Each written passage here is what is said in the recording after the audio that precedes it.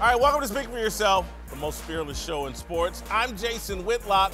Marcellus Wiley's off today. Coming up, I'll tell you who Jerry Jones just put a whole bunch of pressure on in Dallas.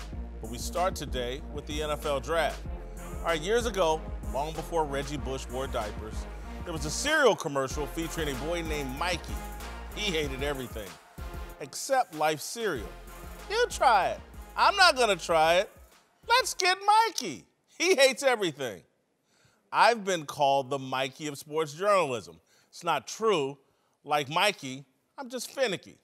I've reached the conclusion I hate everything about the 2019 NFL QB draft class. There's a better chance that Kyler Murray, Daniel Jones, and Dwayne Haskins are all mediocre more than any of them becoming a star.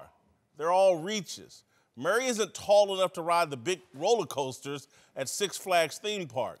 The Giants picked Jones at number 6 because New York general manager Dave Gettleman heard a rumor Vince McMahon had Jones high on the XFL draft board. The Redskins took Haskins because Daniel Snyder's son went to high school with him. The QB draft was like watching me press my bets on a craps table because I just know the table is about to get hot. Super Bowl quarterbacks all pretty much have one thing in common: lots of college playing experience. 9 quarterbacks have won the last 16 Super Bowls: Russell Wilson, Peyton Manning, Ben Roethlisberger, Eli Manning, Drew Brees, Nick Foles, Joe Flacco, Tom Brady, and Aaron Rodgers. They all started a minimum of 22 games in college. They averaged 35 starts. College experience is the best predictor of NFL success. Murray started 17 games in college. Haskins started just 14. Jones started 36 games over 3 years. Kyler Murray went number 1 simply because the Cardinals made the asinine decision to hire a failed college coach who couldn't win in the Big 12 with Patrick Mahomes. The offense that was good enough to get Cliff Kingsbury fired at Texas Tech is now supposed to be the offense that takes on the NFC West. This makes no sense.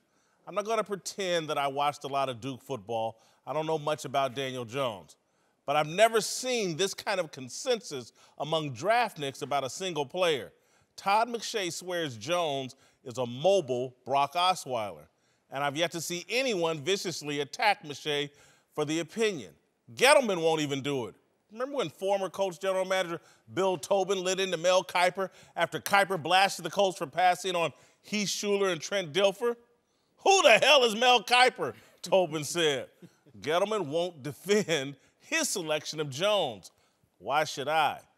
Did you know that 27 different quarterbacks have started for the Redskins since they won the Super Bowl 27 years ago? It's a motley crew that includes Danny Werfel, John Beck, Rex Grossman, Gus Frerotte, and John Freeze. History says Haskins won't be the answer in Washington. He thinks the league done messed up when it's actually the Redskins. But what do I know? I hate everything. All right, joining the desk now are Fox Sports analysts Reggie Bush and Mark Schlereth. Guys, I'm going to start with you, Reggie. Crazy to think that all 3 of these guys will be busts. It is crazy to think that, but it's not far off because I feel like when you look at the 3 quarterbacks and their situations that they've gone into, I feel like Kyler Murray right now is maybe set up for failure quicker than the other 2 quarterbacks, Daniel Jones and Haskins, because he has to play right now, right? And because he's going to a team that they don't have a ton of weapons. They got a head coach, first-time rookie head coach, who you just alluded to, who struggled at the college level. So there's a lot of figuring it out that's going to go on. And I just don't know, as a rookie quarterback, you want to be trying to figure it out with your coaching staff. I go back to my time in Miami when we drafted Ryan Tannehill. And I thought maybe the worst thing that they did was they put him into the starting role too quick. Because at the college level, he didn't have a ton of experience, like Kyler Murray, like Dwayne Haskins. And they put him into the starting role too fast. And his confidence, they started to chip away at his confidence because he didn't play as great as probably he wanted to, right? And so I feel like as a rookie quarterback, confidence is everything. And right now, when I look at Kyler Murray, he's set up right now to fail because he doesn't have a ton of weapons around him. It doesn't surprise me at all. I mean, you come into this league as a rookie quarterback. First off, you have to understand how the league is set up and how college football is set up. See, when I came into the league, it was set up as a trickle-down Reaganomics, right? Trickle down. The NFL affected college, which has affected high school. It's trickle up now. High school has affected college, which is starting to permeate the National Football League. But there's still a large difference between college football and the spread offenses that you're asked to participate in and what they're doing in the National Football League level. Here's the other thing. You mentioned it, and I think it's a great point. Experience, as J.C. Penney once said, is the best teacher of all, right? Yeah. Experience is. You don't have a lot of experience. And oftentimes what happens to you in the college game is you have a lot of success, not because of study habits, not because of you really understand football, it's because you're such a gifted athlete. And then you get in the NFL and you start to realize, shoot, everybody's really good, right? Everybody's really good. And I think for these guys, the game is about the neck up. In the pro football, your default mechanism better be from your neck up. In college football, your default mechanism can be athletic. It can be your athleticism, and I think that's an issue. I like Reggie's point about, because I think Kyler Murray's the most talented of these three. Sure. Let's say we can all agree. But he's also, I think, and people haven't given this a lot of thought like Reggie has, he's stepping into the most dangerous situation because that organization is permeated right now with desperation. If this doesn't work, Steve Keim is toast. He's hired, he's the general manager, president. He's hired Cliff Kingsbury, who failed at Texas Tech. The whole league thinks this is a bad hire. There's pressure on Cliff Kingsbury. Now he's bringing in an offensive system from the college game, and we've drafted a quarterback to run this specific offense that worked and scored points in the college game but didn't win a lot of games. We're bringing that to the NFL. I think that kind of desperation that's pervasive throughout the Arizona organization is unhealthy for a young quarterback. I would agree with you 100%. And again, like I alluded to, not having enough weapons around him, you go into a situation where you don't have a veteran presence in front of you. Like, I attribute a lot of my early success to Deuce McAllister because he was a veteran in front of me. He showed me how to get it done on and off the football field for 2-3 years. And I was able to go in and take a lot of what I learned from him and then implement that into my own game. That's why I said Dwayne Haskins, you know, he has Case Keenum, Alex Smith is still there, Colt McCoy, Daniel Jones has Eli Manning, and he has guys he can learn from, and he doesn't have to play right now. Kyler Murray has to play right now. Oh, no. Steve Keim announced today his opening day quarterback starter. It's Kyler Murray. the guys, I don't know if they had that rookie minicamp or anything. They ain't I had don't that think yet. he's done anything yet. He's already been, and look, he's the #1 pick. We expected him to start, but Baker Mayfield went #1. He didn't start right away. They're throwing this kid into the fire in May 2nd. Because you have to understand how the system is set up. Because the system now, with the last collective bargaining agreement, says we're not investing that much. Like, would any of these guys been first-round picks if you had the 2010 system where you had to pay $75, $80 million, guaranteed money? Not at all. They're not even first-round picks, right? Now that you can get away with paying them $20, $30 million, and you say, hey, I spread it out over 5 years because I've got the option, like, I'm really not deep. This does not hamstring my franchise. So the guy who has the best chance of these guys, because I think he's the guy that's going to sit the bench for a while, is Daniel Jones. To learn the NFL game, he's got the best opportunity to actually absorb. See, just because you play a pro sport doesn't make you a professional. And when we come in as young players, you talked about Deuce McAllister, you have to learn the NFL game. Not only that, you have to learn how to study. You have to learn how to prepare. It's completely, it's a different animal. And so all of a sudden you're going to throw these guys in, and there's a difference between watching film and studying film. And you get to the point where you're just like, it's like watching a movie, as opposed to really understanding and studying what you're looking at. And look, I'm going off memory here, but Washington signed Case Keenum, correct? Yes. And so I believe, they traded for Case Keenum. I think Dwayne Haskins has a shot at sitting at least for 6-7 games and learning some things, because I guarantee you Daniel Snyder really wants Dwayne Haskins to succeed. The last guy he was all in on, Robert Griffin III, that blew up in his face. Maybe they put too much on him too early, blew his head up. I think they'll take a slower approach with Haskins. I'm just not sure. Again, the book is pretty clear. He had a limited amount of college experience. That doesn't translate well to the NFL. I've never heard any draft pick beat up the way Daniel Jones has been beat up by the people that study the draft. He's, you know, Todd McShay is just out there. This guy is a backup quarterback. I can't discount all the experts that watch this. I'm just not sure if he has the tools to be a successful quarterback. I think he has the athleticism. I mean, arm talent's another question. Decision making, like I said, from the neck up. You talk about Haskins, unbelievable what he did. But you always have to look back and say, how come you couldn't beat out J.T. Barrett? Yeah. Right? And you threw 50 touchdowns, and I get it, and it's an impressive body of work. But then I watched you play Michigan and hang 60 on them, and they're supposed to be your #1 rival in Big Ten football, and that wasn't a like athlete to like athlete game. I mean, you're playing against a JV team when you're talking about the difference in athletes from Michigan to Ohio State. It wasn't even close. And so, like, when you get into a competition where everybody is strong, everybody is fast, everybody is athletic, and then some guys, you know, from the neck up, they understand the game. You get it's shocking. You get wompy jawed. That was the biggest difference for me. The biggest adjustment I had to make was because the college level, I could just outrun everybody, right? I could outrun people to the sideline. I could make a move them in the open field and create my own space. When I remember my first preseason game, we played the Cowboys, and DeMarcus Ware had me one-on-one on just a regular swing route. Right. And he was running step for step with me. I thought I had an easy touchdown. He ended up tackling. This is on like the 5-yard line. I didn't score the touchdown. And so that, to me, was my first introduction into the speed of the game, and this is just how smart guys Let me were. ask you real quick, because I've always wondered this, and people discount this. How big a difference was it with the hash marks?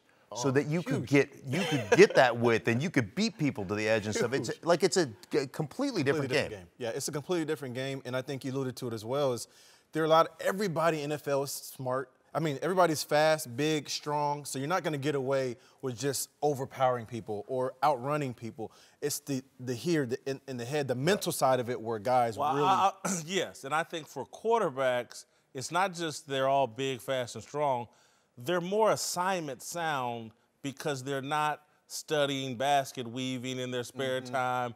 They're all in on football most of the day. I'm not saying everybody's a genius in the NFL, but when that's all you do from 8 a.m. until 5 p.m., you're more assignment sound, and that a lot of times catches up with the quarterbacks. Quickly, I just want to ask this question. Are NFL teams too desperate right now to find their franchise quarterback? Is that what's driving these reaches early in the draft? Well, yeah, they're desperate, but again, because we as players, you know, we don't have enough backbone to stand up to the ownership. We don't. We never have. I'm part of that. I'm guilty as charged. Okay, that we gave in when I was asked to by the Players Association about the rookie wage scale.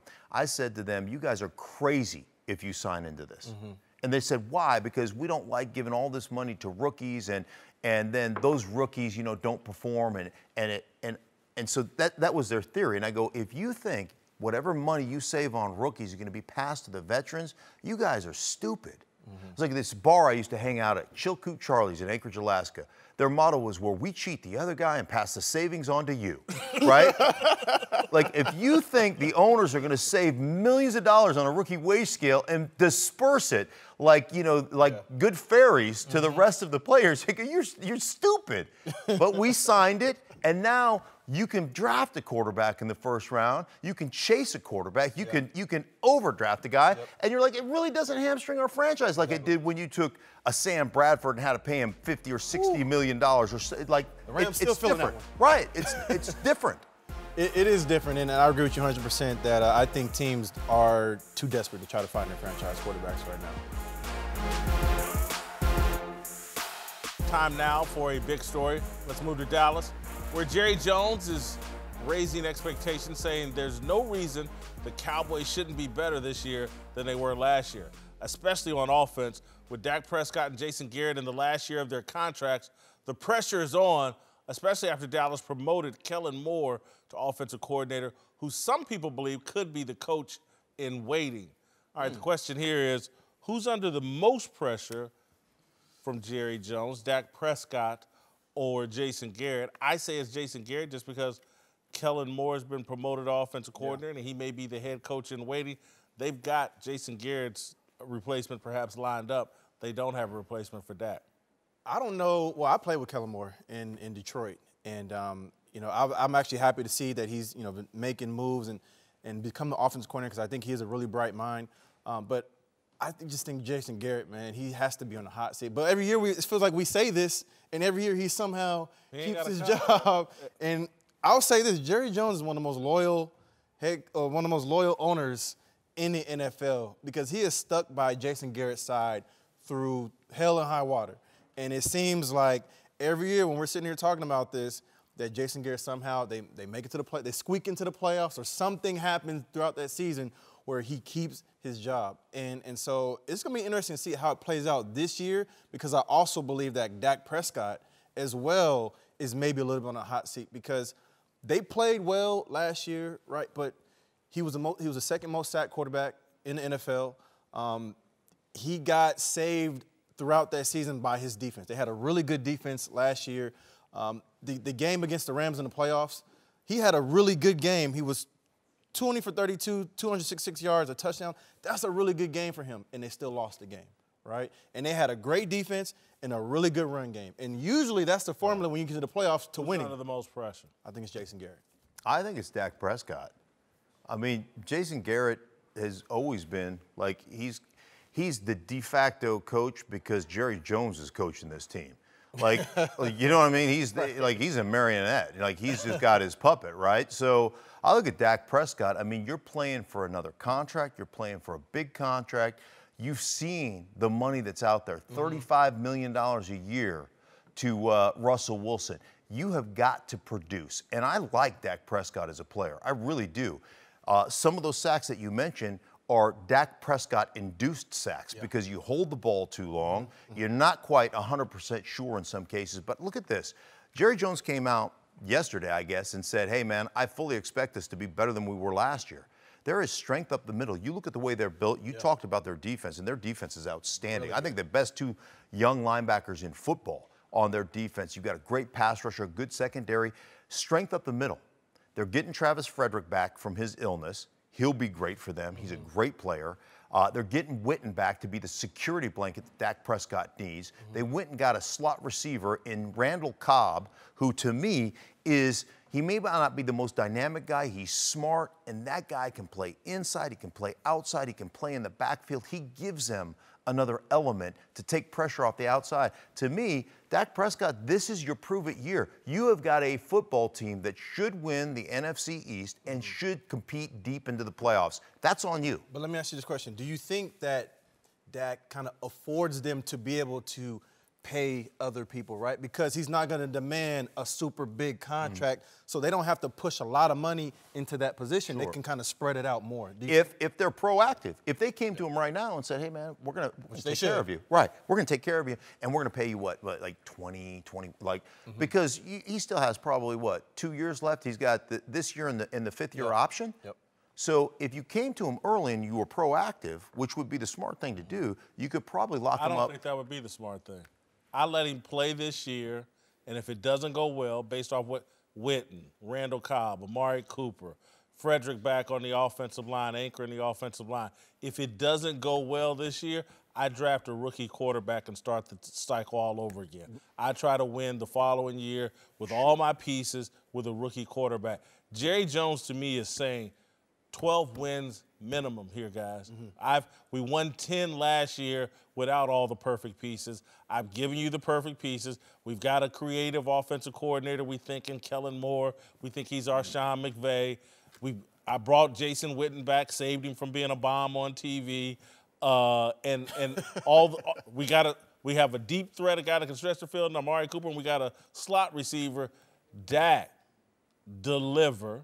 And if Jason Garrett survives, it will, and they have a poor season. They win 9 games or something like that, or even 10 and bow out of the first round of the playoffs. If he survives, it will be because Jason Garrett has been saying behind the scenes for the longest, Dak ain't good enough. And because Jerry's Dak's biggest supporter. Jerry's the guy that sees Dak as a potential Russell Wilson. And I think some of the guys on the coaching staff don't see that. And if Jason survives, it'll be because he's been playing all the time behind the scenes, like, hey, Jerry, we're overextended here. Who else do they have, though? Who else do they have? Nobody behind them. Draft a guy next year. Right, but you draft a guy next year, and that's a couple-year process, and then your left tackle is in retirement. Your right guard is a couple-year prospect. You can win with a rookie quarterback if all the pieces around you are right. Wait, which rookie quarterbacks winning Super Bowls? We're talking about Super Bowls. No, you show me. None of them. Wait, where was that list? Where was that list again? Let me get those lists. And none of them win. That's a very good point. All right. That's a very good point. Because you're looking, Jerry is basically saying, dude, this is a Super Bowl championship roster that I have created for you, a Super Bowl championship roster. Let's go win it. Reggie Bush is back. We're joined now by NBA analysts Katino Mobley and Eddie House. Let's talk some hoops. Sponsored by Capital One. What's in your wallet? All right, let's move to Kevin Durant, who played in angry most of the season, but appears to have turned over a new leaf in these playoffs. Not only is he dominating on the court, he's having a good time doing it, telling our friend Chris Haynes, this is where bleep is fun. But despite his newly rediscovered happiness, most people are still convinced Durant will leave Golden State this summer to bolster his legacy by trying to lead a new franchise to a title. All right, the question here is, what should be a bigger priority for Kevin Durant, legacy or happiness? Because that's where I think he's at in his career. I think he can stay happy and content right there in Golden State, continue to win championships, not have any pressure on him, or he can continue to set his sights on LeBron James, Kobe Bryant, and maybe even Michael Jordan by going to a new franchise, leading it to championships. Guy's 30 years old. I think he's pursued legacy, not happiness. You know what? I love Kevin Durant's game. But what I would want to see from Kevin, if you're going to compare him to LeBron James, just my opinion. If you're going to compare him to LeBron James, go challenge yourself. Yeah. Because being in Golden State is not a challenge. Stephen Curry, Klay Thompson, Draymond Green, Iguodala, who came off the bench, they started in the finals a few years back and got MVP. That's not a challenge. A challenge is if you go to New York, where it's your team. Go to the Clippers. Or go to the Clippers. Yeah. It's your team. Now, not saying that I'm going to look at you differently, but I want to see more of a challenge because you left a team when you were up 3-1, and the team that Playing beat with you. Russell Westbrook's a challenge. Well, listen. That's a challenge. It's a challenge. It's a challenge, but guess what? Would you rather be OKC or you'd rather be in Golden State? Which is easier for you? Well, I'd rather be away from Westbrook, but that's just me. Okay. I think you got legacy and happiness go hand in hand, number one. Can't be happy without a great legacy? Is that what you said? Well, Michael Jordan, was he happy when he was losing to Boston? Was he happy when he was losing to Detroit? He built his legacy when he was happy, them three-peats. When you win, you're happy. When you're losing, you're miserable. And for me, so you look at Golden State. Look what you do to LeBron this year. What you guys do to LeBron? He picked a legacy. Right now, you killing saying his legacy getting dinged because he's not winning. Winning and happiness and winning is creating your legacy. So all this is tied together. One doesn't go without the other. So you're saying it fuels you? No, it's the same thing. You know, you've been on bad teams. Yeah. You're not happy. If y'all losing, you're not happy. You winning, you happy, right? And where you building your legacy is when you're winning, right? And you're also happy at the same time. I took this question a little different because the legacy part for me is being at the top of one of the greatest to lead a team because football, basketball, soccer, you have to lead a team. Yeah. And he hasn't led a team. That team was already in place. Yeah. So to go to New York, for me, would be more of a that's where you put that stamp on your legacy because if you win... Elevate your legacy. Exactly. I don't think he can elevate his legacy anymore in Golden State. Why not? If they win 4 straight, have you seen somebody win 4 straight championships? I'm still with Jason because you already had guys that was going to win without you anyway. That's no, my they point. didn't. They lost, and that's no, why they won one. They went and recruited him. Right, Remember they won one, and then they lost up 3-1. But 73 they needed wins, that closer. That's the best record ever. That's fine. The 73 wins is fine, but that has nothing to do with the playoff win. They didn't get to 16. You got to get to 16 more wins. All that 73 was under. I seriously doubt if he wasn't there. It's his team. Would they win? It's his team, though. No, it's Stephen Golden State? Yeah, it's not. When they need wait, let me ask you this. When they need a basket, where they go? KD. Or they can go to Steph. They can go to... Man, they going to KD. He's going to get that thing on the elbow. So he's going to go down to the block, and he's going to get his shot because nobody can do anything about it. I agree with you 100%. But it is still considered Steph's team. No, for a fact. Well, of course, because he was there first. But he was there really, first. That's what we're talking about. Really though, that's just on the outside. Really. But that's because it's a team. Who was the dude? But it's a team It's sport. KD. Really, who was the dude? But it's a team sport. So if Michael Jordan in the first year in '91, Michael Jordan couldn't handle Magic Johnson, correct? In 91? 91, he couldn't handle him in the playoffs. Who stepped in? Well, yeah. Scottie Pippen, because it's a team thing. So when you come to who is going to give me a bucket at the end of the game, yes, I'm going to KD. But we're talking about who team is it? Because as memory shows me correctly, this is third year. Yeah. And when Stephen Curry's out of the game, was not playing, their record is boo-boo compared to what he's supposed to be this all-time amazing. I've been there, they got a chance, they've been winning. I tweeted this the other day. I said Golden State is the only team that can lose their starting center and still be the most dangerous team in basketball. There you go. Because KD can play just about any position. I saw him blocking Capella's shot when Capella was trying to dunk on him, and I was like, that's what makes them special. That's what makes them different. They lost Boogie Cousins, right? That was a team that won it, though, without Boogie Cousins. So it's just the same team. Just because you lost, you just had an extra piece. Let me ask you this, though, Reggie. 30 years old, let's give him his third title this year, although he may not get it, but let's give it to him. What would you do in that situation? Go out, because again, to me and Coutinho believe, and he doesn't, he can't build his legacy any higher in Golden State. No. So again, No. you can stay happy in Golden stay happy. State That's and exactly. content. Yeah. That is so what would true. you do? Go out and continue to build your legacy, or I'm 30, I'm gonna be happy here? I got to push back with That's that. a tough- Hold that's on, a baby. tough- That's hold you. on, hold Yeah, on. that's my bad. That's a tough question, man, because I feel like his legacy is already cemented as being one of the best. Now, if he goes on to go to another team wants to be the greatest. that wants to be the greatest, then he has to leave. There you Because he go. can't do it there in Golden State. There you go. Well, if you win 4. So let me say this. So we're going to give him this one, right? Yeah. And he gets the MVP. So he has 3 straight finals, 3 straight finals MVP. Come back, they run it back, they win again. They got 4, and he got another finals MVP. That's not elevating your legacy. 4 straight final MVPs feel like that makes him the and greatest 4 team. straight. What if Stephen Curry and 4 wasn't straight? playing? What if Stephen Curry I and don't Klay think- Thompson wasn't playing? Here's the thing that Well, we you're can't say missing, that. Eddie. Here's the thing we you're can missing. say it. Does 4 straight titles, does that get you over Kobe? Does that get you over LeBron? Those are the hurdles he's trying to jump over.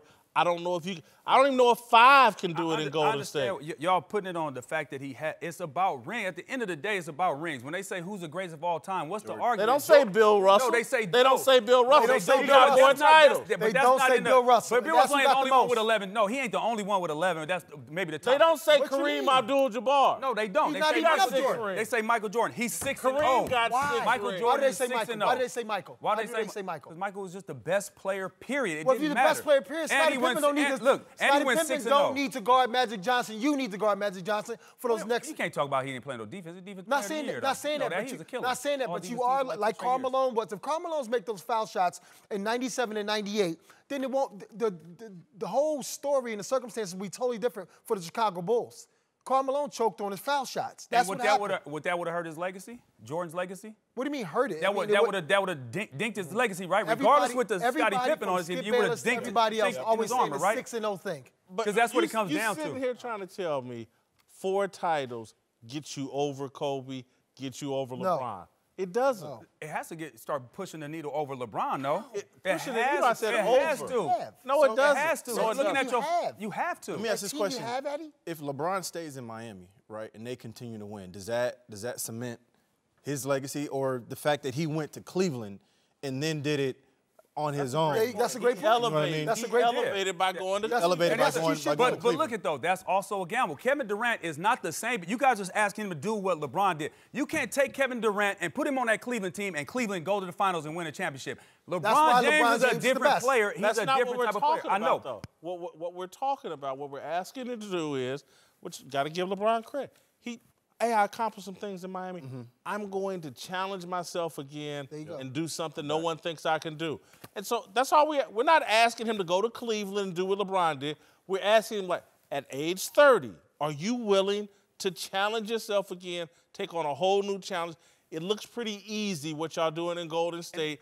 And I think Kevin Durant wants to take on that challenge. So if he takes that challenge on, right, goes to New York or whatever, and he doesn't win, then what happens? Then you wasted times where you could have been winning it. At the end of the day, I'm getting my championships. Right. I'm still becoming the best player in the world at the same time while I'm doing it. It's not my fault I'm on this team. And they did a great job of being the best player in the world when you have so much assistance. LeBron James. LeBron had assistance in Miami when he won them too. Right, but he had D-Wade, top 5 player at the time. Chris Bosh, top 5 at his position. All-stars. He averaged a triple-double in his loss, and they gave it to Iguodala, where he led. That was bogus. That should have been Steph's. What? That MVP. In that MVP championship? Yeah, that should have been. You can't give Iguodala say he was stopping LeBron, and LeBron averaged a triple-double. Steph had averaged 22 that year. He was no defensive stopper. LeBron led in every category on both teams, one. And two is, when Michael Jordan played, they won in 93, okay? 94, Scottie Pippen was one whistle away from going back to the championship. One game. They won 57 games in 93, 55 in 94. They needed the black cat. Because when he came back, what they do? But my point is, in the East back then, you know how hard that was to win? And you one whistle away from going back to the NBA Yeah, I understand that. You guys want Kevin Durant to basically say, hey, you know what? To hell with what I got going here, this great thing that I got that I'm building. His legacy is started because he came to Golden State. Start your legacy somewhere. His legacy started because he came to Golden State. What Kevin Durant seems to want to do. It ain't just us. Kevin Durant, I think, wants to challenge himself. Well, I wouldn't be mad at him, but it's not a guarantee. How they say the grass is greener on the other side. No, it's not. Sometimes you get over there, it's a bunch of rocks. And I think when you match up, when you talk about LeBron James, he's the ultimate leader because he makes everybody around him better. Can KD do that? Can he go to New York and make that whole organization better? I completely LeBron diminishes everyone around him. He's great. So? He's the system. LeBron is the system. That's why. Look, man, he's the system. Chris Bosh was a spot-up shooter. Kevin Love was a spot-up shooter. Dwayne Wade was damn near in tears, had to give up his team. LeBron diminishes everything. He said he was in tears. Reggie Bush, Mark Slairth, and Eddie House are back. Time to get antisocial. My favorite segment. All right, Darnell, our social media manager. What's going Big on, Swole. Yo, look at it. Bro, you did some traps and some buys today? Oh, no. You see him, don't you, Reg? Fresh off the gym, huh? Fresh off. Well, you know what? If you played in the NFL, there'd be a random drug test every day. No, you ain't talking slick. Too big over there, bro. Too big behind that desk. Twitter street. Yes, sir. We're going to start off with the new look Browns. Yesterday, we talked about Greedy Williams already predicting the Super Bowl, and now OBJ is claiming that the Browns are gunning for the Cowboys title of America's team. Take a listen. Jarvis called me before. He was like, what you want to do? Come be the dog. Come be a dog, you know. I was like, man, it's going down? He said, I think so. You just say the word if you don't want to or if you do want to. All right, guys. Should the Cowboys be nervous? No, because it's too early. It ain't even about winning when it comes to the Cowboys. How long has it been since they won a Super Bowl? A long time. It's the star on the helmet. Right. And so unless ownership is the state of Texas, it's how, and look, football is a big deal in Ohio as well, but those Browns uniforms don't compare. People pick teams based on uniforms. I was a Los Angeles Rams fan as a kid because I loved the uniforms. Cowboys got better uniforms. They can't be America's team. Yeah, it's you got to go through a decade of winning before you can even talk about being America's team. I think they can be the feel-good Cinderella team of the year, right. But being America's team, that's going to take a lot more. In September, they were the factory of sadness. Now in May, they're the America's team? They're this delusional team. Greedy Williams, a rookie, ain't put a squirt of piss in the bucket, is talking about winning a Super Bowl? This is America's delusional team. Eddie, what would you do, man, if a rookie came in and talking like that? Ooh, we would be like, chill out, man. Chill out. You put too much heat on. You won't put too much smoke on it. Right. I'll say they're the social media team in the NFL because you got he's polarizing OBJ, and then you got Baker Mayfield. Yeah. He is. I mean, how good is he on social media? You know, trolling his coach at one time. I mean, he's great. Jarvis Landry, the same thing. Guys. So big personalities over there. Yeah. Social media's team. Yeah. We'll give you that title, OBJ. Yes, sir. Yeah, moving on to Whitlock's guy, Jamal Charles, who spent majority of his career with the Kansas City Chiefs. He's currently their all-time leader in rushing yards, running for over 7,000 yards and 43 touchdowns during his tenure. He officially decided to hang up his cleats this week, and yesterday signed a one-day contract to retire as a Chief. And before he left, he got one last handoff from MVP Patrick Mahomes. Good moment here. We know Charles had an injury-riddled career, but still believes he's a Hall of Famer. Whitlock, I'm gonna start with you.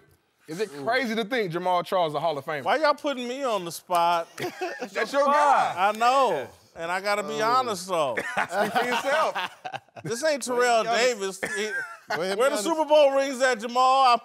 Where was the parade at? I mean, this ain't Gale Sayers. Yeah. You know, so I don't see. I see Ring of Honor in his future with the Kansas City Chiefs. Yeah. But Hall of Fame, no. Yeah, I would agree. Ring of Honor. I think it'll be a little tough. As I was just looking through the list of like a lot of the great running backs who've come before him who are not even in the Hall of Fame yet. Right. I think he's got a tough task ahead of him.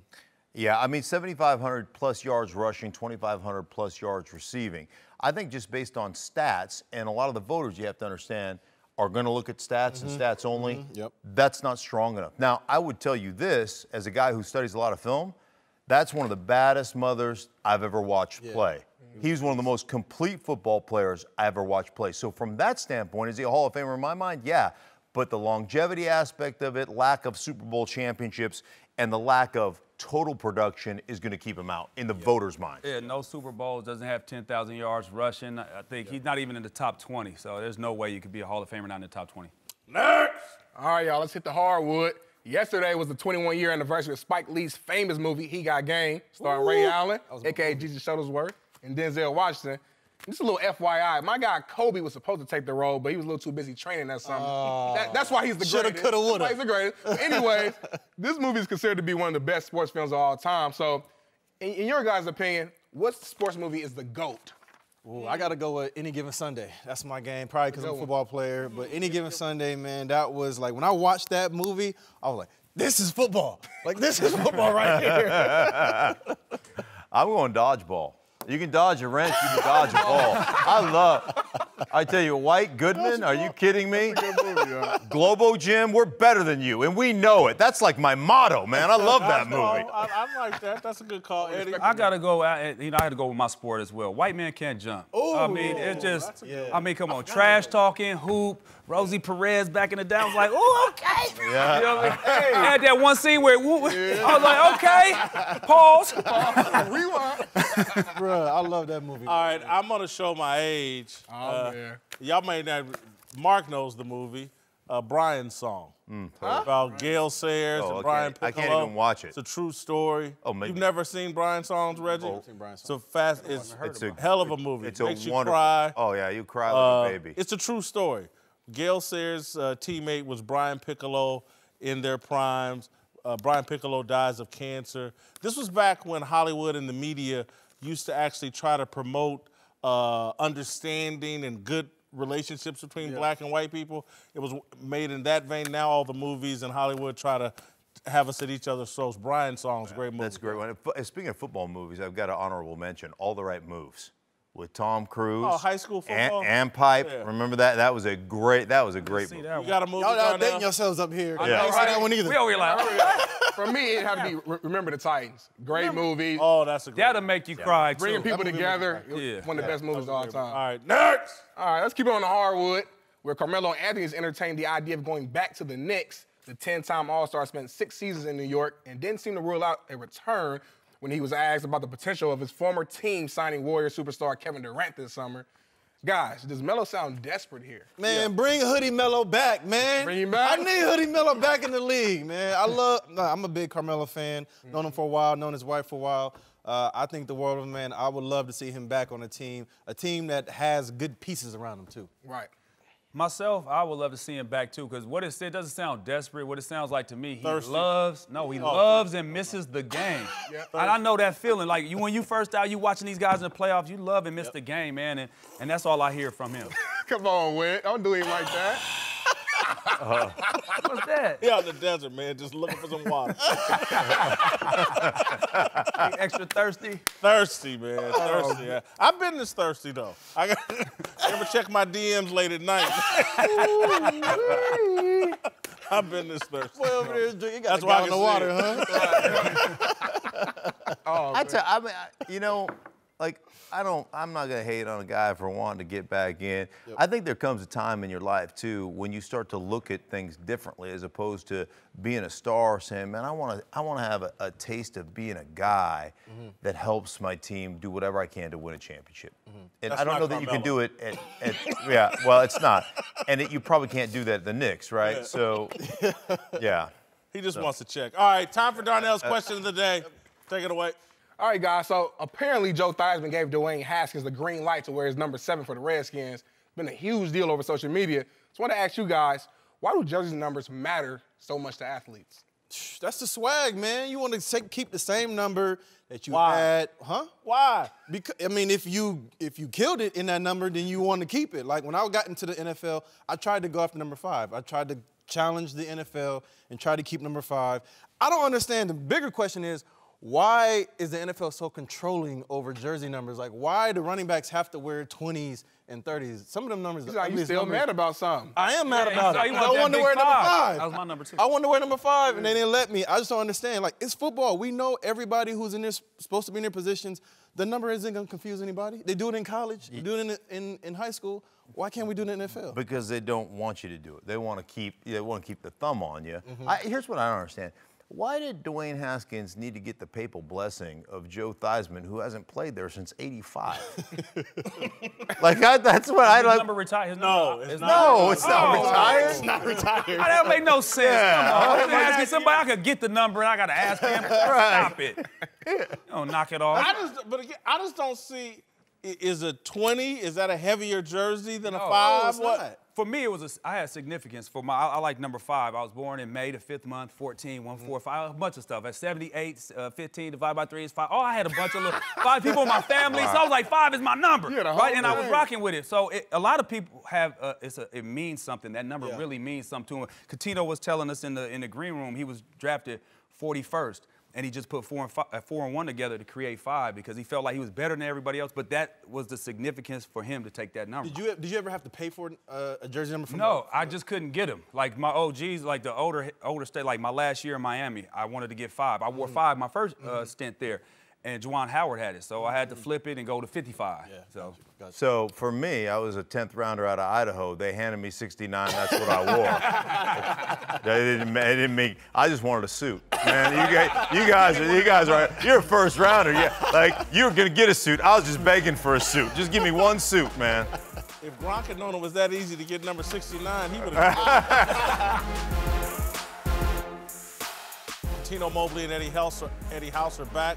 Has returned to the NBA playoffs, where the Rockets must be relieved after tests showed that James Harden suffered no cornea damage from his eye injury in Game 2.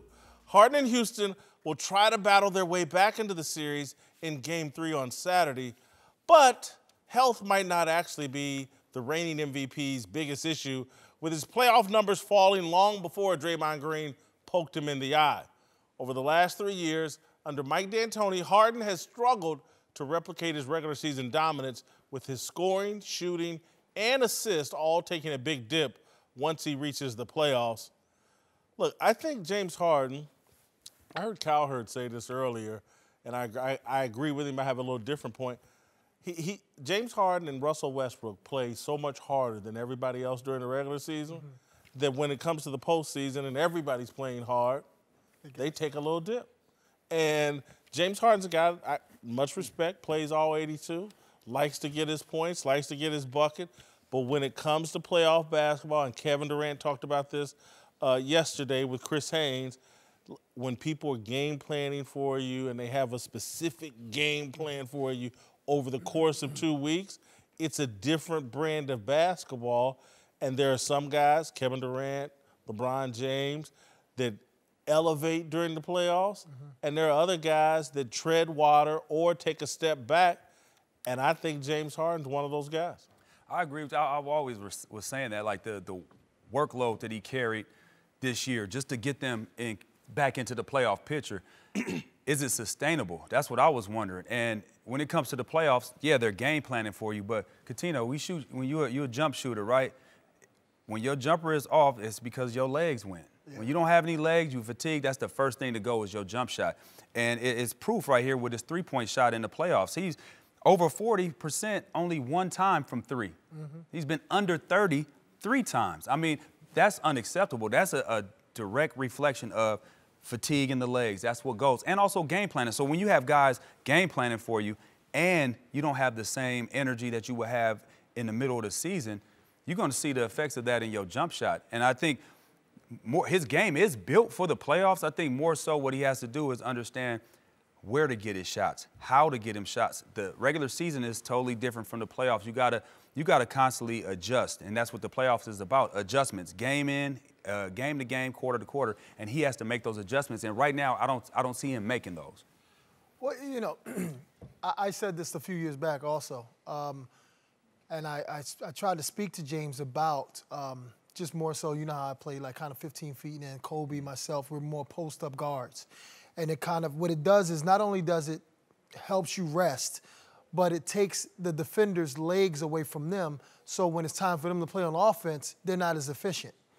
Now, I'm looking here right now, and James shot 40%, 46%, 50%, and 42%, 43%. That's not bad, but that's fool's gold, too. I mean, it's kind of like should you be shooting that many threes when you can really dominate more? Now, you know what Utah and the rest of these teams are saying?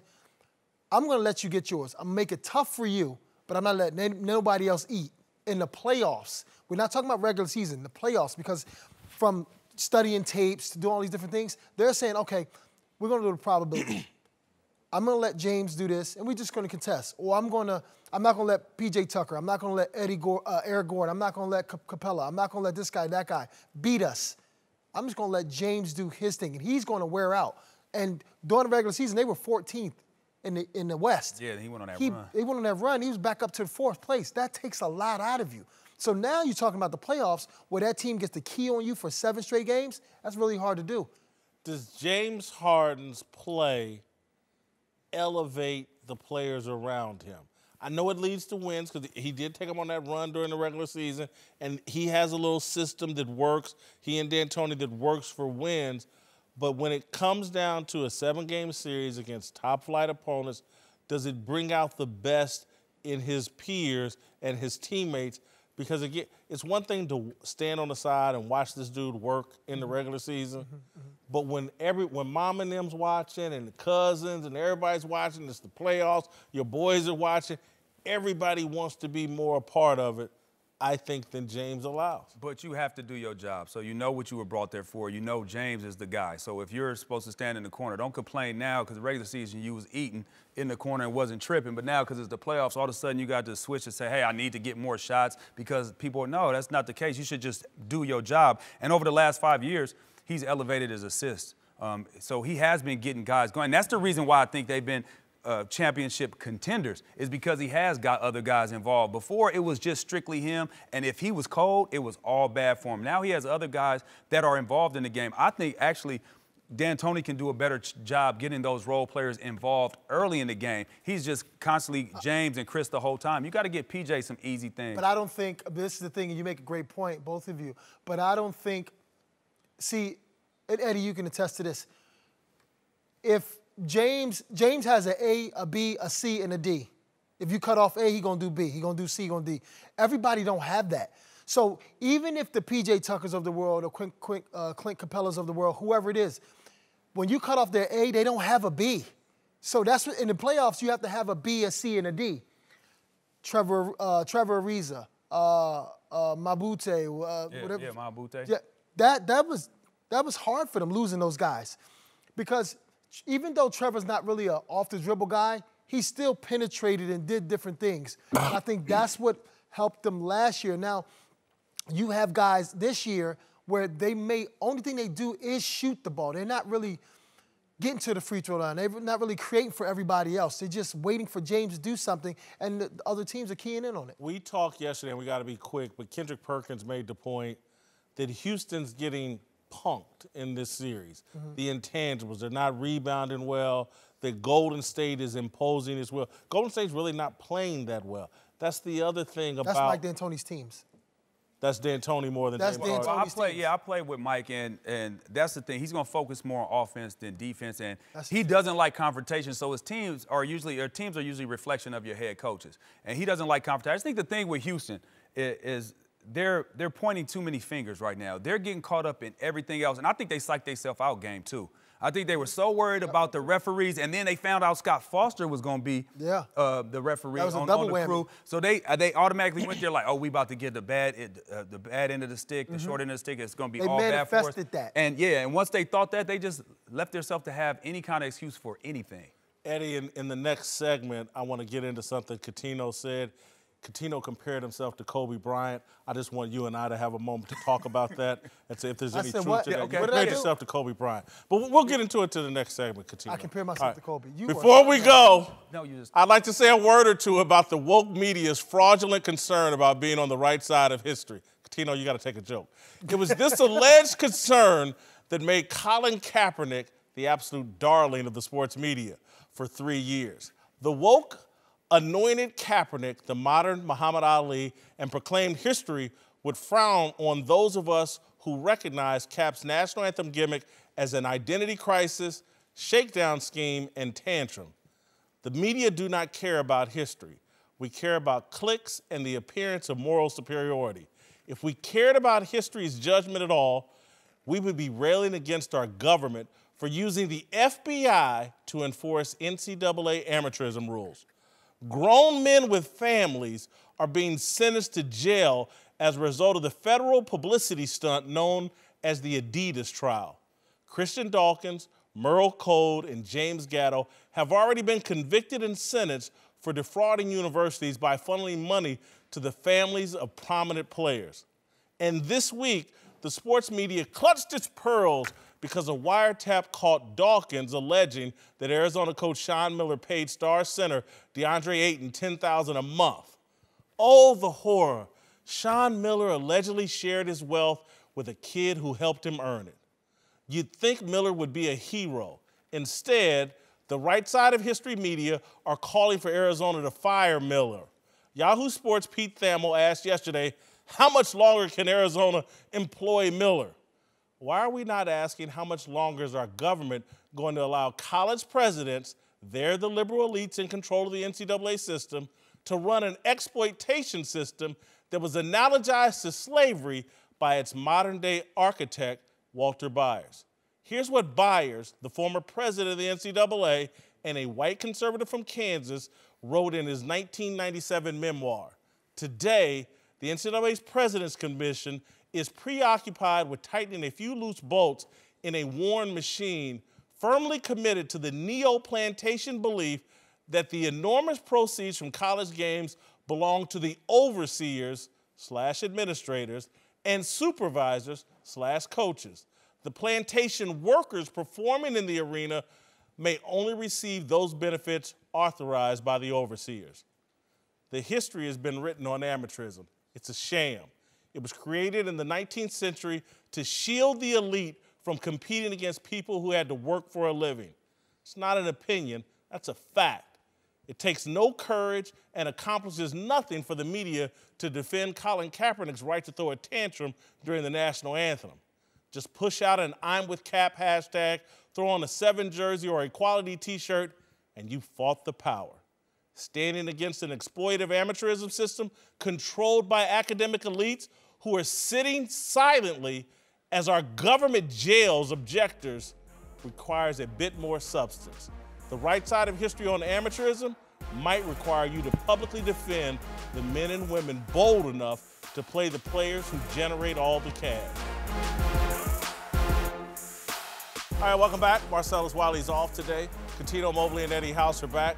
Let's move to Denver, where Damian Lillard had an off night, but the Trailblazers still found a way to edge out the Nuggets last night to even their series at 1-1. But they're not the only team in good position to pull off an upset. In the East, the Celtics stole home court from the Bucks and will face off in Game 3 tomorrow in Boston. All right, gentlemen, the question here is, which of these underdogs has the best chance of pulling off a second-round upset here, Trailblazers or Celtics? I don't even like calling them underdogs. Who was the team to beat in the East? Lower seeds. We'll call them lower seeds. Which of these lower seeds, Kobe? I'm sorry, Coutinho has the best. Don't do that, because I love Kobe. Stop, man. He gonna call me and cuss me out. Stop. Don't do that. No, but look, seriously, I like the Trailblazers, but I think the Celtics have more. They have Kyrie Irving, so I don't care what Milwaukee did the other day. Portland has Damian Lillard. Yeah, but I'm just saying, I'm talking about on the East, right? Yep. I think it's harder. It's harder for. If you had to bet, which one's pulling off the upset? Celtics. I say Celtics too. Yeah. I got the You're Celtics. a homer. No, I'm not. I'm gonna tell you. This is the reason though. Can Milwaukee make 23s again? I doubt it. I don't think they can make 23s. They actually played right into the Celtics' hands. The Celtics just couldn't hit shots. Yep. You want them to shoot that many threes. You want to keep them out the paint. You want to, and this other thing, you could game plan Giannis. But they've been shooting threes the whole year, though. Yo, they have been. They have been. Okay. But you want to funnel them to shoot threes. Right. Your main thing is to keep Giannis out the paint. Right. And that's what they've been doing a great job of. So, and I think they have more guys that can win their one-on-one battles more often. And that's when you say you can game, but don't you think at some point Giannis is going to go off? They've done a great job the first 2 games. At some point, he's going to be the Greek freak. I don't think this is why. He doesn't have a great outside shot, right?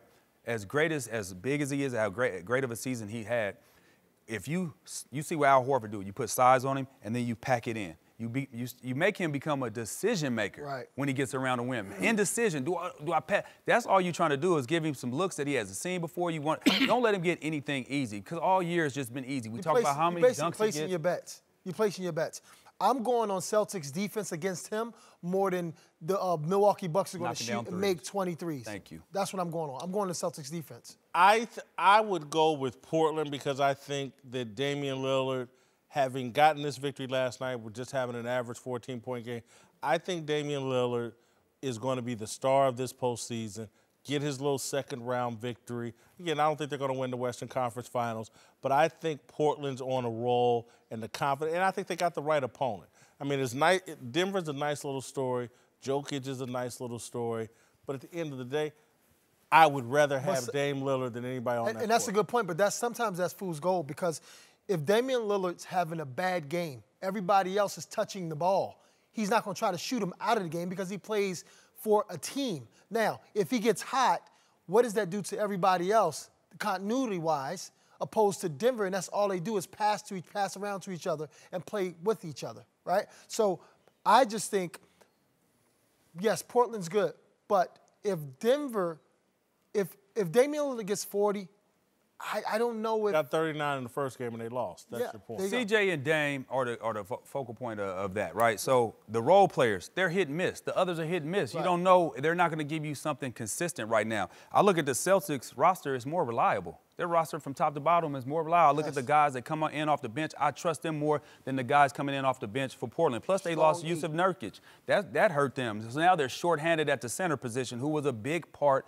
of what they did. So just with that alone, I thought the Celtics was going to go to the finals from the start of the year. And I don't trust Enes Kanter mentally every game. Why he not? does something silly inside the game, and as you know, one or two possessions can cost you a series. I thought they overreacted. Me too. To that last with the night. double check. Sure. Yeah, for sure they did. You know, everybody getting up everybody's face. For sure.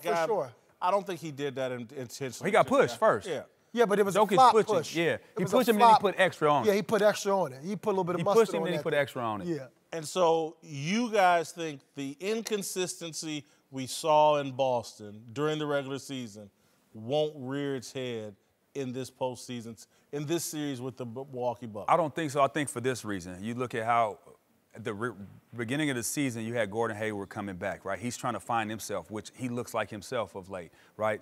That took away from Jaylen Brown. During the regular season, Cats is trying to, position themselves in the lineup and also position themselves to get paid, when they come up in free agency. So at the beginning of the year, during the regular season, there's a lot of pulling and tugging and no give, and all take. Right now you in the playoffs, everybody's like, okay, that's done. We all in. We got one goal, one mission.